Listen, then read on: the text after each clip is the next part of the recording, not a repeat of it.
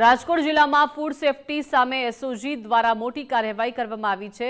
Rajkot rural એસઓજીની ટીમે જિલ્લામાં food product બનાવતી 3 અલગ અલગ જગ્યા પર સઘન દરોડા પાડ્યા, જેમાં જય Khodiyar dairy and food product, Shriji corporation Shapar Veraval અને બજરંગ ડેરી સડક પીપળિયાનો સમાવેશ છે। આ દરોડા દરમિયાન 3 સ્થળો પરથી 1000 કિલોથી વધુ શંકાસ્પદ માવો અને એનાલોક પનીર અને મીઠાઈનો જથ્થો મળી આવ્યો હતો।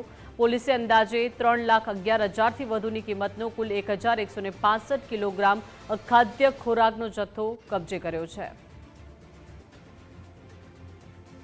તો રાજકોટ જિલ્લામાં એસઓજીએ વિવિધ 3 જગ્યાઓ પર દરોડા પાડ્યા અને ત્યાં વિવિધ અખાદ્ય જથ્થો મળી આવ્યો છે।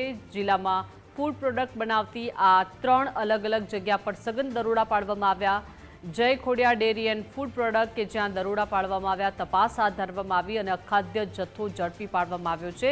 તો સાથે સાથે શ્રીજી કોર્પોરેશન શાપર વેરાવળ ત્યાં પણ દરોડા પાડવામાં આવ્યા। બજરંગ ડેરી સડક પીપળિયાનો પણ સમાવેશ થાય છે, ત્યાં પણ દરોડા પાડી તપાસ હાથ ધરવામાં આવી છે।